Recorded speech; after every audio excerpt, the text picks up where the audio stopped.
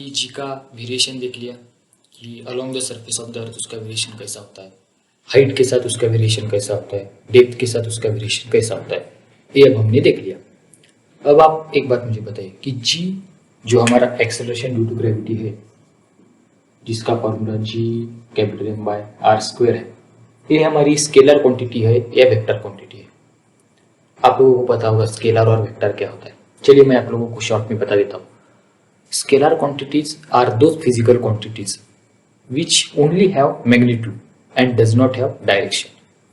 तो ऐसी physical quantities जिनके पास सिर्फ और सिर्फ मैग्नीट्यूड है और कोई डायरेक्शन नहीं है, उसे हम कहते हैं स्केलर क्वांटिटीज। और वेक्टर क्वांटिटीज क्या होता है? Vector quantities are those quantities which have both magnitude as well as direction, and along with that it should follow vector addition laws. अब ये वेक्टर एडिशन लॉज क्या होते हैं, ये सब मैं आपको बताता हूँ, रुकिए।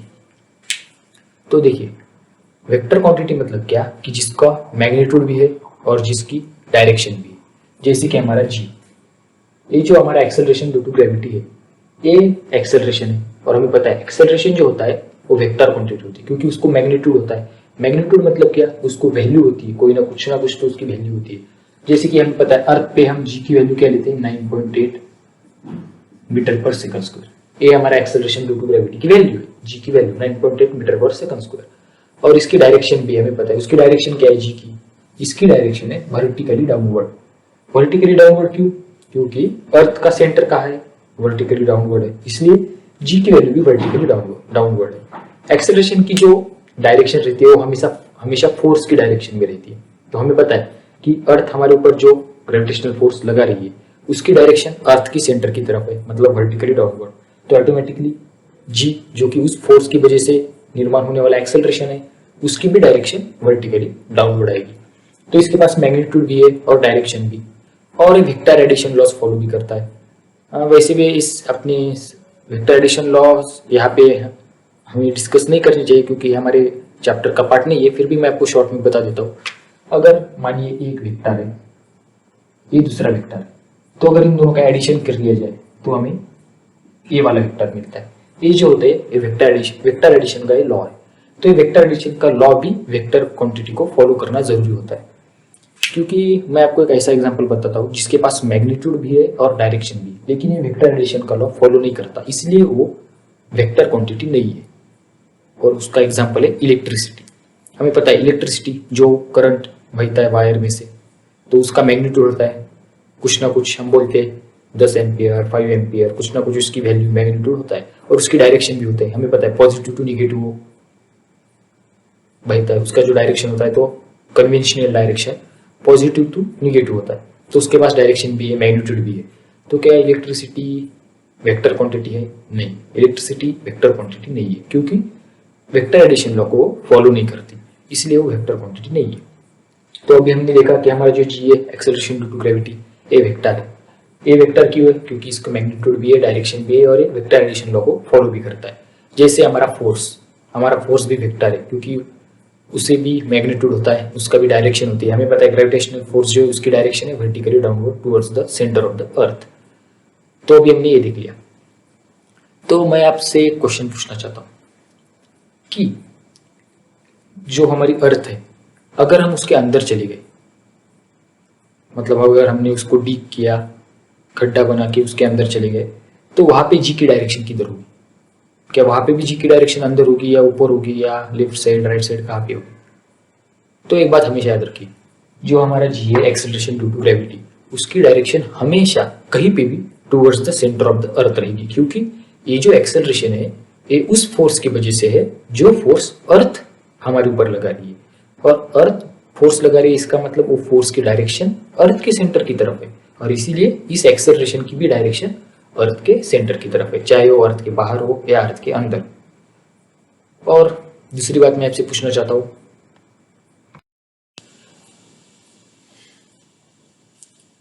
कि सेंटर पे, अर्थ का जो सेंटर है वहां पे इस जी की वैल्यू क्या होगी? तो आप मुझे बताइए। हमारे पास जी का फॉर्मूला है G M by R square, और ये आर है, ये रेडियस ऑफ द अर्थ है। रेडियस ऑफ द अर्थ मतलब हमने रेडियस ऑफ द अर्थ क्यों बोला? क्योंकि हमें डिस्टेंस जो लेना है वो अर्थ की सेंटर से लेना है। अब हमने जी की वैल्यू हमें चाहिए अर्थ के सेंटर पे। अर्थ का सेंटर मतलब वहां पे आर क्या होगा, 0। क्यों 0 होगा, क्योंकि ये हमारी अर्थ है, ये अर्थ का सेंटर है। तो हमें यहाँ पे जी की वैल्यू निकालनी है। तो सेंटर से डिस्टेंस, सेंटर से सेंटर तक का डिस्टेंस, यहीं से शुरू और यहीं पे खत्म, तो इसकी वैल्यू क्या होगी, 0। तो अगर वैसे देखा जाए तो फिर जी की वैल्यू क्या आ रही है, कैपिटल जी एम बाय 0 का स्क्वायर। 0 का स्क्वायर 0, मतलब कैपिटल जी एम बाय 0। तो इसकी वैल्यू तो आ गई इन्फिनाइट, क्योंकि हमें पता है anything divided by 0 is equal to infinite.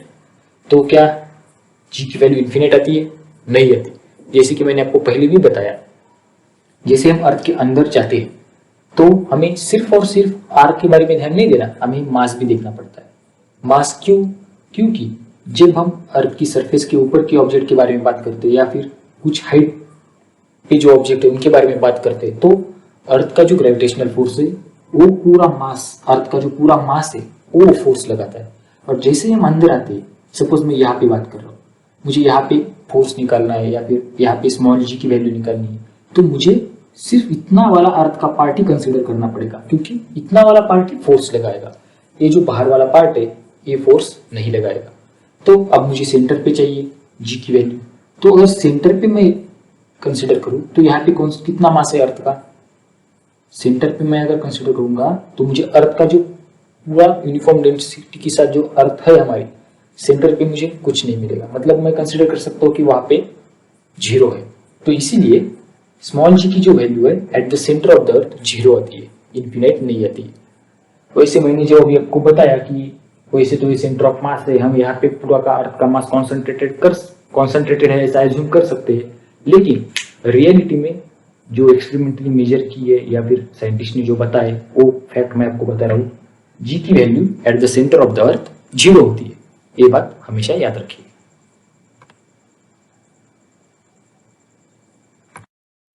अब मुझे बताइए कि हर प्लेनेट का मास अलग होता है, उसकी रेडियस अलग होती है। तो ये जो स्मॉल जी की वैल्यू है हर प्लेनेट के लिए अलग अलग होनी चाहिए। मतलब जो एक्सेलरेशन ड्यू टू ग्रेविटी है वो हर प्लेनेट के लिए अलग अलग होना चाहिए।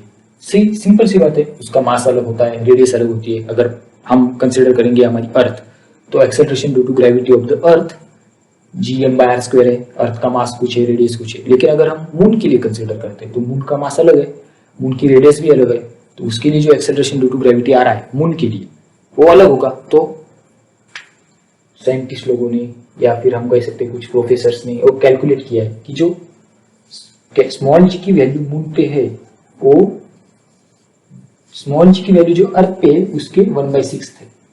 ये वाला इक्वेशन हमें मिलता है। मतलब हम कह सकते हैं कि मून पे जो एक्सेलरेशन ड्यू टू ग्रेविटी है वो अर्थ के एक्सेलरेशन ड्यू टू ग्रेविटी के 1/6 है, 6 टाइम लेस है। तो ये वाला इक्वेशन हमें मिलता है। और ये कैसे कैलकुलेट किया गया है हमें पता है, सीधी सीधे यहाँ पे अगर मून का मास रख देंगे, मून की रेडियस रख देंगे, तो हमें जो जी की वैल्यू मिलेगी वो जो जी की वैल्यू है वो अर्थ के जी की वैल्यू के 1/6 है। तो ये हमें मिल जाता है। तो इसका मतलब क्या हुआ, इसका मतलब जितना फोर्स अर्थ हमारे ऊपर लगा रही है मून उसके 1/6 फोर्स लगा रहा है, क्योंकि उसका मास कम है और रेडियस भी कम है, तो वो फोर्स भी कम हो गया। अल्टीमेटली वो जो फोर्स है वो 1/6 हो रहा है अर्थ के फोर्स से। तो मतलब जो हमारा वेट अर्थ पे है, क्या मून पे हमारा वेट सेम रहेगा? नहीं, हमारा वेट भी 1/6 हो जाएगा। इसका मतलब क्या, अगर मैं यहाँ पे जंप करूंगा तो मैं जंप करूंगा तो सपोज मैं अर्थ पे एच हाइट तक जाता हूँ। मतलब अगर मैं यहाँ पे जंप करता हूँ तो मैं अर्थ पे एच हाइट तक जंप कर पाता हूँ। और अगर मैं मून पे चला गया तो मैं मून पे कितना जंप कर पाऊंगा? तो जो मेरी हाइट होगी मून पे वो होगी 6h। मैं मून पे 6h हाइट तक चला जाऊंगा, क्योंकि मेरी जो एक्सेलरेशन ड्यू टू ग्रेविटी 1/6 हो रही है। 1/6 हो रही है मतलब अर्थ जो फोर्स मुझ पे लगा रही है नीचे की तरफ, सॉरी मून जो फोर्स मेरे ऊपर लगा रहा है नीचे की तरफ, वो अर्थ के फोर्स से 1/6 है, मतलब कम है। अगर मुझ पे कम फोर्स लगेगा तो मैं ज्यादा ऊपर जाऊंगा, सीधी सी बात है।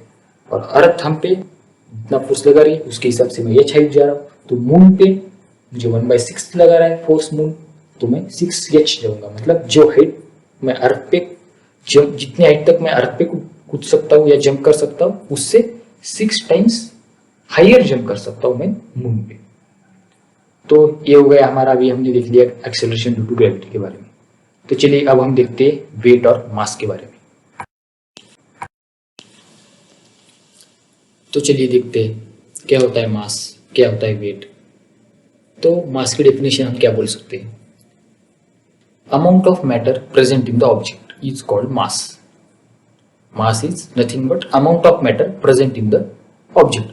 अभी मतलब ये मार्क करें, अभी मुझे इसका मास चाहिए, तो इसका मास मतलब क्या है, इसके भीतर जितना भी मैटर मौजूद है, जितना भी अमाउंट ऑफ मैटर इस ऑब्जेक्ट के अंदर है, मैं कहूंगा उसका मास उतना होगा। जिसमें जितना ज्यादा मैटर उसका मास उतना ज्यादा। और मास का जो यूनिट है, ऐसा यूनिट वो है किलोग्राम। हमें सबको पता है मास का ऐसा यूनिट है किलोग्राम। हमने लास्ट ट्यूटोरियल में, इस ट्यूटोरियल में भी प्रॉब्लम्स सॉल्व करते वक्त मास का ऐसा यूनिट लिया है। मास का ऐसा यूनिट है किलोग्राम।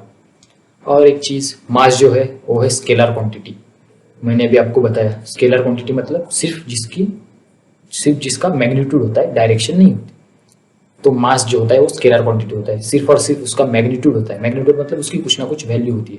जैसे कि हमने देखा महेंद्र का मास था 75 kg, तो 75 kg वो उसका मास हो गया, उसका जो मैग्नीट्यूड है वो 75 kg हो गया। उसकी कुछ डायरेक्शन है क्या? नहीं, मास की कोई डायरेक्शन नहीं होती, इसलिए मास जो है वो स्केलर क्वांटिटी है। तो मैं यहाँ पे मास के पॉइंट्स लिखे हुए, तो देखिए mass is amount of matter present in the object. Mass क्या होता है? Amount of matter present in the object. Scalar quantity है, ऐसा यूनिट केजी है। इस वैल्यू इज कांस्टेंट एवरीवेयर। जैसे कि हमें पता है मास की वैल्यू हर जगह कांस्टेंट है, वो चेंज नहीं होती। कहीं पे भी जाओ मास की वैल्यू हमेशा कांस्टेंट रहेगी। चाहे आप लोग यहाँ पे रहो, चांद पे जाओ, मंगल पे जाओ, कहीं पे भी जाओ, किसी भी प्लेनेट पे जाओ, यूनिवर्स में कहीं पे भी जाओ, मास की वैल्यू कभी भी चेंज नहीं होगी। मास की वैल्यू हमेशा कांस्टेंट रहेगी। और जो मास है it's the inertia of object, मतलब it is measure of inertia of object. Mass जो है वो measure of inertia of object है। एक न्यूटन के फर्स्ट लॉ के अकॉर्डिंग हम कह सकते हैं कि मास जो है वो measure of inertia of object है। अभी आप लोग कहेंगे इनर्शिया क्या है? इनर्शिया मतलब जड़त्व, जिसको हिंदी में जड़त्व बोलते हैं। इनर्शिया की डेफिनेशन कैसे दे सकते हैं? इनर्शिया जो होता है वो रेजिस्टेंस होता है, किसका? चेंज इन द मोशन और चेंज इन द डायरेक्शन का जो रेजिस्टेंस होता है उसे हम इनर्शिया कहते हैं। जैसे कि आप लोग बस में बैठे हुए, बस ऐसे टर्न करती है। जब बस ऐसे टर्न करती है तो आपका जो बैलेंस है वो एक साइड पे चला जाता है। अगर बस इस साइड टर्न करती है तो आपका बैलेंस इस साइड जाएगा। मतलब जिस साइड में बस टर्न करती है उसके अपोजिट साइड में आपका बैलेंस जाता है। और आपकी जो बॉडी है वो उसे रोकने की कोशिश करती है। मतलब हम जाना नहीं चाहते, जिस डायरेक्शन में सडन चेंज हो रहा है उस डायरेक्शन में हम जाना नहीं चाहते। इसलिए जब हम स्पीड में होते हैं और एकदम से ब्रेक लगता है तो हम आगे जाते हैं। हम आगे क्यों जाते हैं? क्योंकि हमारी बॉडी उसी स्पीड में रहना चाहती है, उसी मोशन में रहना चाहती है, वो सडनली रुकना नहीं चाहती।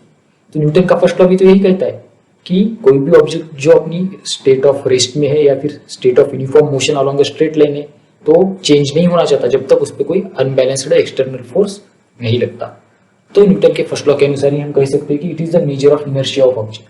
तो जो रेजिस्टेंस है उसी को इनर्शिया कहते हैं और मास उस इनर्शिया का मेजर है। मेजर मतलब जितना जिसका मास ज्यादा उतना इनर्शिया ज्यादा। देखिए higher the mass higher the inertia. मतलब हम देख रहे अभी एक बहुत मोटा आदमी बैठा हुआ है, ऐसे मोटा वाला, और एकदम पतला पतला आदमी, और जब गाड़ी से शार्प टर्न लेगी, एकदम से शार्प टर्न लेगी, तो जो पतला वाला आदमी है तो एकदम हिल जाएगा इससे, और मोटा वाला आदमी होता है वो थोड़ा सा हिलता है या फिर हिलता भी नहीं। क्यों? क्योंकि उसका मास बहुत ज्यादा है तो उसका इनर्शिया भी ज्यादा है। Higher the mass higher the inertia. तो ये हो गए मास के पॉइंट्स। अब हम देखेंगे वेट के बारे में। वेट क्या होता है? वेट जो होता है, जैसे कि मैंने आपको पहले भी बताया था, वेट और कुछ नहीं होता। वेट एक फोर्स होता है जो अर्थ हमारे ऊपर लगा रही है। मतलब क्या? ग्रेविटेशनल फोर्स जो अर्थ हमारे ऊपर लगा रही है उसी को हम वेट बोलते हैं। देखिए, force with which the earth attracts the object. जिस फोर्स के साथ अर्थ ऑब्जेक्ट को अट्रैक्ट करती है उसी को वेट कहा जाता है, वही वेट होता है। वेट मतलब और कुछ नहीं, वेट एक फोर्स है। वेट मतलब फोर्स, हमें पता है mg। हम वेट को w से डिनोट कर सकते हैं या फिर f भी लिख सकते हैं क्योंकि वेट एक फोर्स है और उसकी जो वैल्यू है mg होती है। m मतलब मास ऑफ द ऑब्जेक्ट, जो मास हमने अभी देखा। g मतलब एक्सेलरेशन ड्यू टू ग्रेविटी, जो हमने अभी थोड़ी देर पहले देखा था। और ये जो वेट है वो वेक्टर क्वांटिटी है, मैंने जैसे आपको बताया। जी वेक्टर क्वांटिटी है। एक्सेलरेशन ड्यू टू ग्रेविटी हमने अभी डिस्कस किया था कि जी वेक्टर क्वांटिटी, उसकी डायरेक्शन भी होती है, उसका मैग्नीट्यूड भी होता है, वो वेक्टर एडिशन लॉ के लॉज को भी फॉलो करता है। तो वेट भी वेक्टर क्वांटिटी है, वो भी, उसका भी डायरेक्शन होता है, उसका भी मैग्नीट्यूड होता है। अभी डायरेक्शन क्या होता है वेट का? वेट का मैग्नीट्यूड हमें पता है, न्यूटन में निकालते हैं हम वेट। आज मेरा पॉइंट वही है, ऐसा यूनिट इज न्यूटन, क्योंकि फोर्स का भी ऐसा यूनिट न्यूटन होता है। तो वेट मतलब फोर्स ही है, तो उसका भी ऐसा यूनिट न्यूटन होगा। तो उसकी डायरेक्शन भी होती है वेट की, कहाँ पे होगी? सोचिए, मैंने जैसे आपको बताया था कि अर्थ जो हमारे ऊपर फोर्स लगा रही है उसकी direction towards the centre of the earth है। तो वेट मतलब वही फोर्स है जो अर्थ हमारे ऊपर लगा रही है, तो उसका भी direction towards the centre of the earth ही होगा। तो direction towards the centre of the earth, weight की जो डायरेक्शन होती है towards the centre of the earth होती है। और वेट जो होता है वो कांस्टेंट नहीं होता, मतलब changes from place to place. अलग अलग जगह पे वेट अलग अलग होता है। क्यों? क्योंकि as value of G is not same everywhere. हमने देखा था acceleration due to gravity small G, उसका variation along the surface of the earth with height with depth, उसका वेरिएशन देखा था। मतलब उसकी वैल्यू कांस्टेंट नहीं होती, उसकी वैल्यू चेंज होती रहती है। अगर एक्सेलरेशन ड्यू टू ग्रेविटी की वैल्यू चेंज होगी तो वेट की भी तो वैल्यू चेंज होगी, क्योंकि वेट का फॉर्मूला ही है M into G, M into mass into acceleration due to gravity. अगर acceleration due to gravity change होगा तो वेट भी चेंज होगा। तो इसका मतलब वेट कांस्टेंट नहीं है। जैसे कि मैंने आपको बताया, अगर हम चांद पे जाएंगे तो हमारा वेट अर्थ के वेट से 1/6 होगा, क्योंकि वहां पे एक्सेलरेशन ड्यू टू ग्रेविटी की वैल्यू भी अर्थ के एक्सेलरेशन ड्यू टू ग्रेविटी से 1/6 है मून पे। तो इसलिए वेट वहां पे अलग है। मतलब अगर हम अलग अलग जगह पे जाएंगे, मून पे या फिर हम कह सकते हैं मार्स पे, इधर उधर किधर भी, तो वेट चेंज होता रहेगा, वेट कांस्टेंट नहीं होता। तो मैंने ये जो ऐसे आपको कंपैरिजन करने के लिए दो ऐसे आमने सामने पॉइंट्स लिख के दिए, क्योंकि कई बार ऐसा क्वेश्चन आता है difference share between the mass and the weight, तो आपको इस तरीके से लिखने से डिफरेंशिएट करने में आसानी जाएगी। या फिर note on, right the note on मास ऐसा भी बोल सकते हैं, तो हम ये सारे पॉइंट्स लिखेंगे उसमें। Write the note on weight कह सकते हैं, तो ये सारे पॉइंट्स लिखेंगे। और अगर डिफरेंशिएट करने को बोले तो इस तरीके से हम डिफरेंशिएट कर सकते हैं। तो ये तो हो गया वेट और मास के बारे में। लेकिन जब हम बोलते हैं, जैसे हमने कहा था कि महेंद्र का मास 75 kg है, वो हमने मास बोला था। लेकिन जब हम हमारी जो रेगुलर लाइफ है उसमें हम क्या बोलते हैं? तेरा वेट कितना है रे? हम बोलते मेरा वेट है 80 kg, मेरा वेट है 75 kg, मेरा वेट है 60 kg। तो हम वेट को केजी में बोलते हैं। मगर साइंटिफिकली वेट जो होता है वो न्यूटन में होता है, क्योंकि वेट एक फोर्स है और मास होता है केजी में। मतलब हम जो बोलते हैं, अभी मैंने एग्जांपल देता हूं, मैं बोलूंगा मेरा वेट है 65 kg। एग्जांपल, मेरा वेट है 65 kg, मतलब क्या है? मैं वेट बोल रहा हूँ लेकिन मैं मास का यूनिट लगा रहा हूँ 65 kg। तो हम डेली लाइफ में ऐसा बोलते हैं। तो इसका मतलब है कि मेरा वेट 65 kg है, इसका मतलब कि 65 kg के मास के ऊपर अर्थ जितना फोर्स लगाती है उतना मेरा वेट है। समझे? मतलब 65 kg का मास है मेरा, तो अर्थ मुझ पे कुछ फोर्स लगाती होगी, एम इंटू जी, तो उतना मेरा वेट है। जो हमारी वेइंग मशीन्स होती है, जिस हम बोलते हैं, हम खड़े रहते हैं उस पर और वेट अपना मेजर करते हैं, तो वो भी हमें केजी में बताती है। तो वो हमें क्या बताती है कि हमारा जी निकालने के बाद जो मास बचता है वो हमें देती है। मतलब क्या? मैं बोल रहा हूँ 75 kg वेट है, मतलब 75 kg वेट, मतलब मैं आपको एग्जांपल बताता हूँ। 75 kg मेरा वेट है, ऐसा मैं बोल रहा हूँ। मतलब 75 kg एक्चुअल वेट नहीं होता, 75 kg के ऊपर अर्थ जितना फोर्स लगाएगी उतना वेट होता है। तो 75 kg के ऊपर अर्थ कितना फोर्स लगाएगी? 75 इंटू 9.8। क्यों? क्योंकि ये एम जी वेट का फॉर्मूला है। Weight equal to M G, mass 75 kg, G की वैल्यू 9.8 हम अप्रोक्सीमेटली लेते हैं, 9.8 मीटर पर सेकंड स्क्वायर। तो इसकी वैल्यू कितनी आएगी? लगभग इसकी वैल्यू आएगी 733 या 734 न्यूटन के आसपास इसकी वैल्यू आती है। तो इतना उसका वेट हो गया। तो हम ये वेट बोलते हैं क्या? नहीं, हम जनरली क्या बोलते हैं? वेट कितना है बोलते हैं? 75 kg। इसका मतलब क्या होता है कि 75 kg के ऊपर अर्थ जितना फोर्स लगाती है उतना हमारा वेट है। और हम डेली लाइफ में वेट और मास को मतलब को इक्वली यूज करते हैं। जैसे कि वेट कोई मास बोलते हैं, मास कोई वेट, लेकिन साइंटिफिकली मास और वेट अलग अलग होते हैं। इनके बीच में ये डिफरेंस है जो मैंने आपको बताया। और आप ये नोट डाउन कर लीजिए, क्योंकि ये इंपॉर्टेंट पॉइंट है, इस पे क्वेश्चंस आ सकते हैं। तो चलिए मैं आपको एक एग्जांपल लेके बताता हूँ। जैसे जैसे हम सर्टन हाइट पे जाते हैं, मतलब जैसे जैसे हमारी अर्थ के सरफेस से हाइट बढ़ती जाती है, हमारा वेट क्या होगा? बताइए, सोचिए। हमारा वेट किस पे डिपेंड होता है? स्मॉल जी की वैल्यू पे, एक्सेलरेशन ड्यू टू ग्रेविटी। और हमने देखा है एक्सेलरेशन ड्यू टू ग्रेविटी जैसे जैसे हाइट बढ़ती है वैसे वैसे कम होता है, जी की वैल्यू कम होती है। तो हमारा वेट भी क्या होगा? ऑटोमेटिकली उसके साथ कम होगा। मतलब जैसे जैसे हमारी हाइट बढ़ेगी अर्थ के सरफेस से, वैसे वैसे हमारा वेट कम होता जाएगा। तो मैं आपको बताना चाहता हूँ कि अगर मैं एक बहुत लंबी लैडर पे खड़ा हूँ, बहुत लंबी मतलब बहुत ज्यादा लंबी लैडर है जिसकी लेंथ है 2r, लैडर की लेंथ 2r, या फिर हम कह सकते हैं कि लैडर की लेंथ 2r लेने की वजह हम लेंगे सेंटर से डिस्टेंस लैडर का 2r है, अर्थ की सेंटर से, मतलब लैडर की लेंथ हो गई r। कैसे देखिए, ये अर्थ है, अर्थ का सेंटर यहाँ पे है, यहाँ से जो डिस्टेंस है वो r है, रेडियस ऑफ द अर्थ। और मैं खड़ा हूँ यहाँ पे, मैं किसी लैडर पे खड़ा हूँ, यहाँ पे सपोज करिए लैडर है कोई और मैं यहाँ पे खड़ा हूँ, तो मेरा वेट कितना होगा? मतलब जो मेरा सरफेस पे वेट है उतना होगा, कम होगा, ज़्यादा होगा? तो अभी हमने बताया कि जैसे जैसे हमारी हाइट बढ़ती है वैसे वैसे हमारा वेट कम होता है। और ये जो हाइट है वो r है, मतलब पूरे अर्थ के सेंटर से हमारा जो डिस्टेंस है वो कितना है? वो 2r है। तो मेरे वेट पे क्या असर होगा? तो हमें पता है वेट का फॉर्मूला है mg, mass into acceleration due to gravity.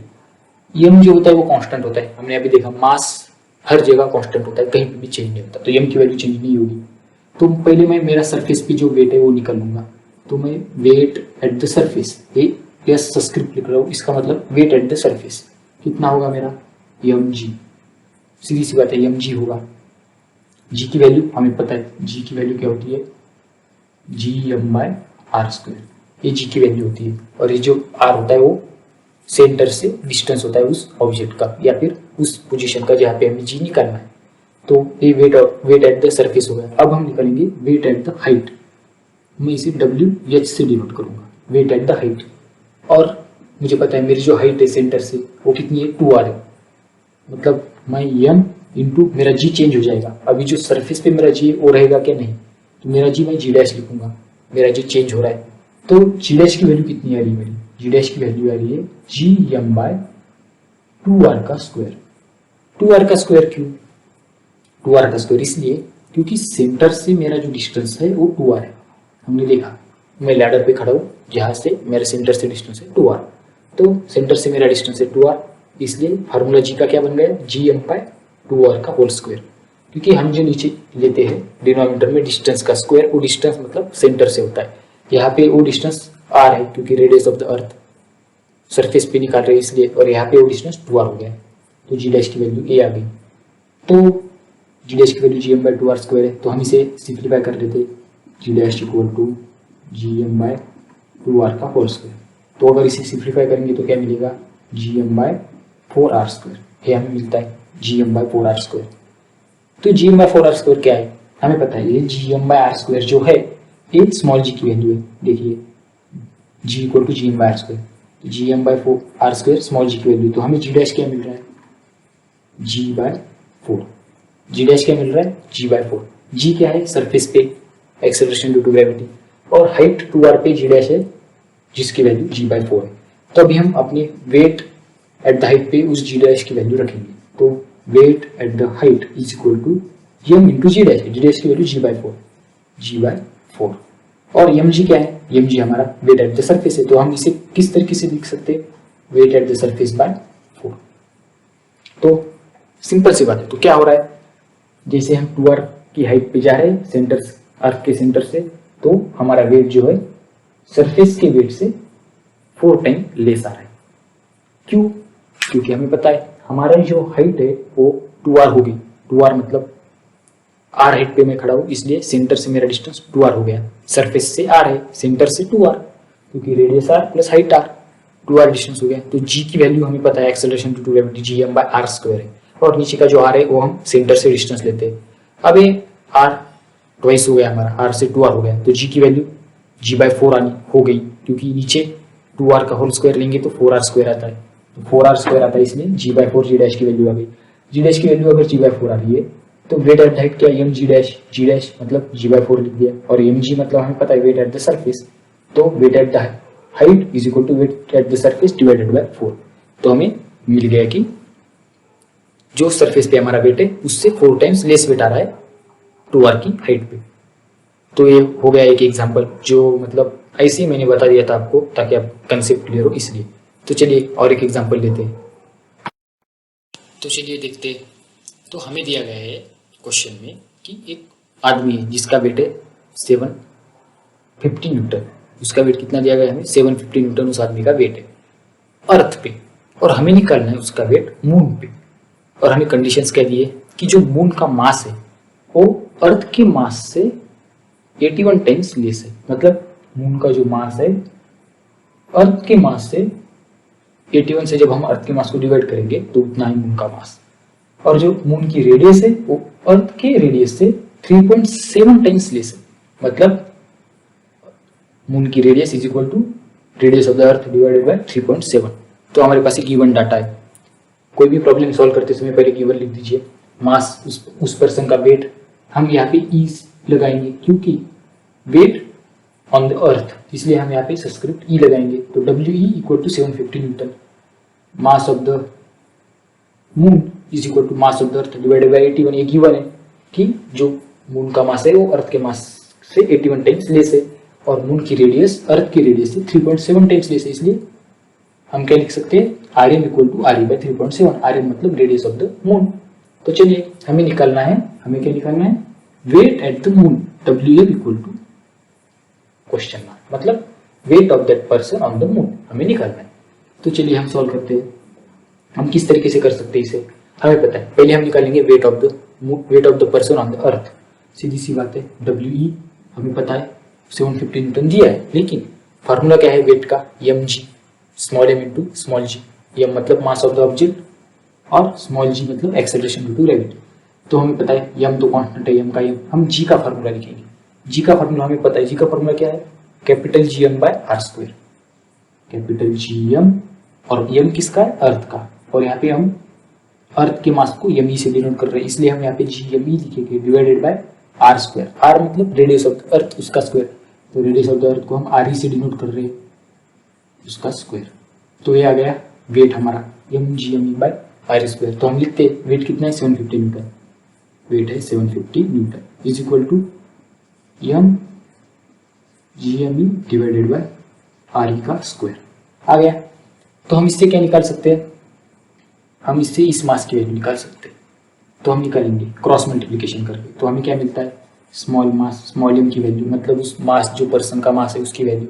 और हमें पता है मास हर जगह कांस्टेंट होता है, चाहे अर्थ हो मून हो, कहीं पे भी मास चेंज नहीं होता। तो हम पहले मास की वैल्यू निकालेंगे क्योंकि मून पे भी मास वही रहने वाला है। तो मास की वैल्यू कितनी आती है क्रॉस मल्टीप्लिकेशन करके? 750 इंटू आर ई का स्क्वायर डिवाइडेड बाय जी और mass of the earth M E. तो ये आ गई स्मॉल एम की वैल्यू। अब हम क्या करेंगे? अब हम निकालेंगे वेट ऑन द मून। तो हम निकालेंगे वेट ऑन द मून। तो वेट ऑन द मून क्या होगा? M into small G M. और ये जो स्मॉल जी है वो acceleration due to gravity on the earth है, तो हम इसे जी से भी डिनोट कर सकते हैं ताकि कंफ्यूजन ना हो। और ये जो जी है acceleration due to gravity on the moon है। तो वेट वहां पे क्या होगा? एम जी एम, क्योंकि हम मून की बात कर रहे हैं, मून पे वेट निकाल रहे तो स्मॉल जी भी हमें मून का लेना पड़ेगा। तो एम तो कांस्टेंट है, मास हर जगह कांस्टेंट होता है। तो जीएम की वैल्यू मतलब स्मॉल जीएम की वैल्यू हमें निकालनी है। तो जी का फार्मूला हमें पता है G M by R square. तो हम इस फार्मूला को रखेंगे। क्या है फार्मूला? G M. अभी एम किसका लेंगे? हम एम मून का लेंगे, क्योंकि ये जो स्मॉल जी है वो मून का है, इसलिए हम मास मून का लेंगे divided by G M by R square है। तो यहाँ पे आर कौन सा आएगा? मून का आएगा। तो हम इसे आर एम का स्क्वायर लिखेंगे। आर एम क्यों? क्योंकि रेडियस ऑफ द मून। तो बन गया वेट ऑन द मून का फार्मूला एम स्मॉल एम जो कि मास ऑफ द ऑब्जेक्ट है into G into mass of the moon divided by R M का स्क्वायर। ये एम जो स्मॉल एम है वो सब्सक्रिप्ट है, हम एम को मास ऑफ द मून ऐसा कंसिडर कर रहे हैं। तो हमें मिल गया। तो हम लिखेंगे W M is equal to M into G M M divided by R M का स्क्वायर। तो अभी ये स्मॉल एम की वैल्यू हमें पता है जो हमने यहाँ पे निकाली, तो इस वैल्यू को हम यहाँ पे पुट कर देंगे, सब्स्टिट्यूट कर देंगे, सीधा सीधा सिंपल सी बात है। तो WM मतलब weight of the person on the moon is equal to mass of the person, जिसकी वैल्यू में पता है जो हमने निकाली अभी 750 into radius of the earth का square divided by capital G into mass of the earth. तो इस वैल्यू को हम यहाँ पे पुट करेंगे 750 into radius of the earth का square divided by capital G into mass of the earth. तो ये हो गई स्मॉल m की वैल्यू, और जो बाकी बचा कुछ है वो हम लिख देंगे G into mass of the moon divided by radius of the moon का स्क्वायर। तो आ गया, और इन दोनों के बीच मल्टीप्लिकेशन है, हाँ मास और इसके बीच मल्टीप्लिकेशन है, मास की जगह हमने ये वैल्यू पुट कर दी। तो अब देखिए, तो अभी क्या मिल रहा है, तो ये जो G है और ये जो G है वो कैंसिल, क्योंकि ये डिनोमिनेटर में है ये न्यूमरेटर में है, तो ये दोनों कैंसिल हो गए। तो हमें क्या मिलता है, weight of the person on the moon is equal to 750 into, अभी हम जो रेडियस वाली टर्म है उसको एक जगह पे और मास वाली टर्म को एक जगह पे लिखेंगे। तो रेडियस ऑफ द अर्थ का square divided by radius of the moon का स्क्वायर। तो इसे और इसे हमने एक दूसरे के नीचे लिखा, और ये मास of the moon divided by mass of the earth, mass of the moon divided by mass of the earth. तो इसे हम इस तरीके से भी लिख सकते हैं, तो हमने लिखा। तो अब हमें क्या चाहिए, कुछ नहीं चाहिए, अब हमारे पास सब कुछ है, बस हमें कहाँ पे क्या अप्लाई करना है वो देखना है। तो 750 वैल्यू है, radius of the earth square divided by radius of the moon square. हमारे पास गिवन क्या है, radius of the moon is equal to radius of the earth divided by 3.7।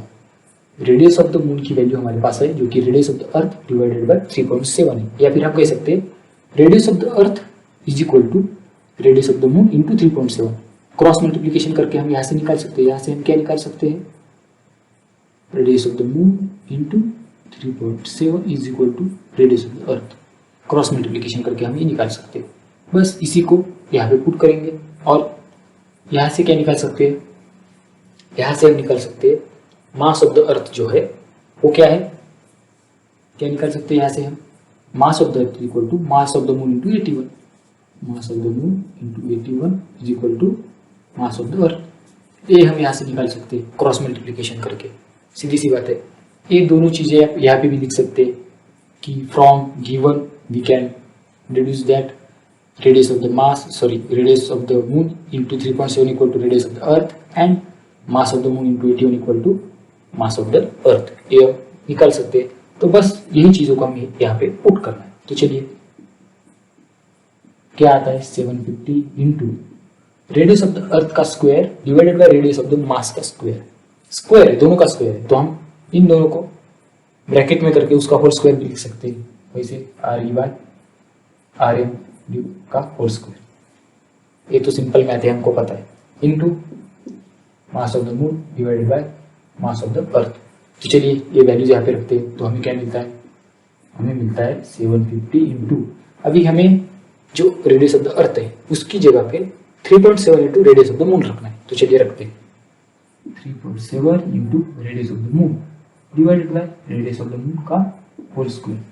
हमने क्या किया, हम सिर्फ इस RE की जगह पे 3.7 इंटू RM लिखा, जो कि हमने गिवन से निकाला है। गिवन मतलब क्वेश्चन में हमें जो डाटा दिया गया है उससे हमने निकाला है, तो यहाँ पे रख दिया into mass of the moon divided by mass of the earth. Mass of the earth की जगह हम लिखेंगे मास ऑफ द मून इंटू 81, जो कि हमने गिवन से निकाला है, मास ऑफ द मून इंटू 81 हमने निकाल लिया। तो देखिए अब तो सिंपल हो गया, यहाँ से radius of the moon cancel, यहाँ से मास ऑफ द मून और mass of the moon cancel. तो क्या बचता है, हमारे पास बचता है weight of the moon is equal to 750 into 3.7 का स्क्वायर है, ये बात याद रखिए, 3.7 का स्क्वायर इंटू 1 डिवाइडेड बाई 81 आ गया। जब हम इसे सिंप्लीफाई करेंगे तो हमें क्या मिलेगा, हमें मिलेगी value weight of the moon is equal to 126.8 newton. कितनी वैल्यू मिलती है हमें, 126.8 न्यूटन। तो हमें मून के ऊपर उसका मास मिलता है 126.8 न्यूटन। तो चलिए देखते फिर से एक बार हमने कैसे किया। हमारे पास weight of the person on the earth दिया है 750 न्यूटन। हमें बताया गया है कि जो मून का मास है वो अर्थ के मास से 81 टाइम्स लेस है, तो हम इसे इस तरीके से लिख सकते हैं, mass of the moon is equal to mass of the earth divided by 81। और ये radius of the mass, radius of the moon जो बताया गया है वो रेडियस ऑफ द अर्थ से 3.7 टाइम्स लेस है। तो हम इसे इस तरीके से लिख सकते हैं, radius of moon equal to radius of earth by 3.7। तो इससे हम क्या निकाल सकते हैं, mass of the moon into 81 equal to mass of the earth. और इससे क्या निकाल सकते हैं, radius of the moon into 3.7 equal to radius of the earth, cross multiplication करके। और हमें पर्सन का वेट मून पे निकालना है। तो हमने पहले अर्थ पे जो वेट है इसका फार्मूला लिख दिया, m into G of the earth is equal to m, G की वैल्यू हमने अर्थ के ऊपर क्या आएगी, g into mass of the earth divided by radius of the earth का होल स्क्वायर, क्योंकि gm by r square formula है। तो हमें m यहाँ पे अर्थ का मास लेना है और r की जगह रेडियस ऑफ द अर्थ लेना है। तो बस हमने ये वैल्यू पुट कर दी यहाँ पे, जो वेट की वैल्यू 750 न्यूटन है वो, और उससे हमने क्रॉस मल्टीप्लीकेशन करके स्मॉल m की वैल्यू निकाल ली, जो कि मास ऑफ द पर्सन है और वो हर जगह कांस्टेंट होता है। अभी इस मास का इस्तेमाल हम आगे करने वाले हैं, हमको पता है, क्योंकि हमें वेट ऑफ द मून निकालना है। तो वेट ऑफ द मून की value m into small G of the moon, क्योंकि हमें मून पे निकालना है तो हम मून का ही स्मॉल जी लेंगे। तो बस G m by R square formula है स्मॉल जी का, तो मास यहाँ पे मून का लेंगे, रेडियस भी मून की लेंगे। तो ये जो m की वैल्यू है यहाँ से पुट करेंगे, तो हमने यहाँ से पुट कर ली। फिर हमें पता है, इससे हमने इन दोनों के बीच का रिलेशन निकाला है, तो जिसका हमें रिलेशन है उसको हम अलग लिखेंगे, ऐसे इस तरीके से हमने अलग लिख दिया। और हमें इसका जो रेशियो है ये भी पता है, या हम रेशियो नहीं लिखेंगे या फिर हमें मल्टीप्लिकेशन के टर्म में भी लिख सकते हैं, जैसे कि हमने लिखा है 750 इंटू आर ई की value 3.7 into R M, 3.7 into R M, और मास ऑफ द अर्थ की value mass of the moon into 81 जो हमने लिख ली। इससे आर एम कैंसिल हो गया, इधर से mass of the moon numerator और डिनोमिनेटर से कैंसिल हो गया। तो हमें मिला weight of the moon equal to 750 into 3.7 का होल स्क्वायर इंटू 1/81 मिल गया हमें। उसकी वैल्यू जब हमने कैलकुलेट की तो हमें मिली 126.8।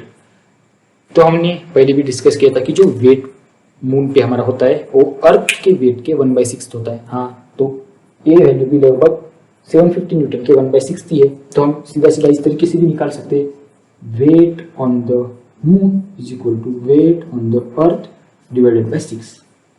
तो भी अगर हम ये भी इस्तेमाल करेंगे तो हमें यही आंसर मिलेगा।